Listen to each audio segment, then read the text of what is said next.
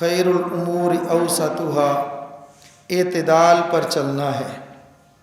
اعتدال یہ ہے کہ ہر عمل کو اس کے مطابق کیا جائے جیسا عمل کرنے کا حق ہے، ہر عمل کا حق پورا کیا جائے۔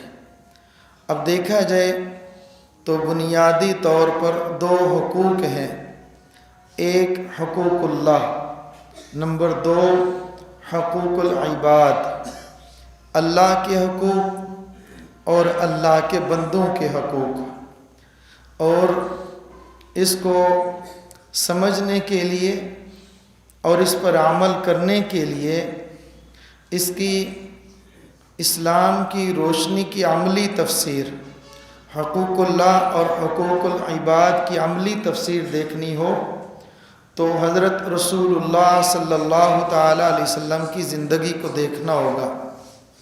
حضرت پاک صلی اللہ تعالیٰ علیہ وسلم نے گھر کی زندگی، باہر کی زندگی، گھر کے معاملات، باہر کے معاملات، چاہے وہ جس بھی شعبے کے ساتھ ہوں، اللہ کے نبی صلی اللہ تعالیٰ علیہ وسلم نے عملی طور پر مجھے اور آپ کو کر کے دکھلائے ہیں۔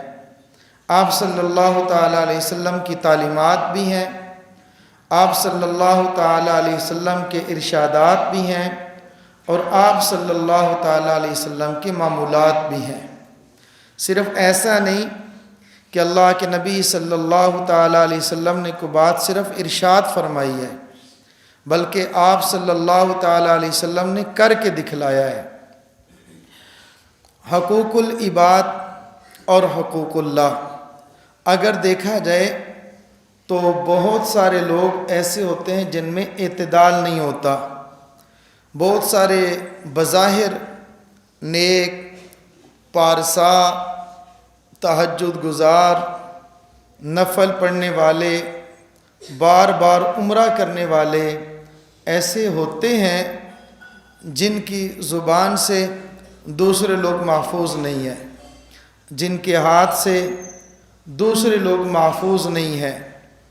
اپنی انفرادی عبادات وہ انتہا تک پہنچے ہوں گے، اپنی انفرادی عبادات میں، چاہے وہ نماز کی صورت میں ہو، نفل کی صورت میں ہو، روزہ کی صورت میں ہو، جسمانی، مالی، زبانی عبادات میں ہوں، تو وہ عبادات کی انتہا تک پہنچے ہوں گے، لیکن بندے کے ساتھ معاملات دیکھے جائیں، وہ اگر کسی سے ناراض ہو گئے ساری زندگی ناراض، دل میں کینہ ہے، ساری زندگی کے لیے کینہ ہے۔ اور ایسے بھی لوگ ہوں گے جو عبادات نہیں کرتے، انفرادی عبادت نہیں کرتے، وہ حقوق العباد کو ہی اپنی زندگی کا مقصد سمجھ بیٹھتے ہیں۔ مثلا کسی کے لیے راستہ ہموار کر دینا، پل بنا دینا، سڑک بنا دینا، دریا سے کسی کی جان کو بچا لینا، کسی کے لیے گھر بنا دینا، وہ ان عبادات حقوق العباد پر تو لگے ہوں گے لیکن سجدے کی توفیق نہیں ہوگی، لیکن روزے کی توفیق نہیں ہوگی۔ بظاہر وہ زبان کے بہت میٹھے ہوں گے لیکن ان کو دوسری عبادات کی توفیق نہیں ہے۔ تو خلاصہ کیا ہے؟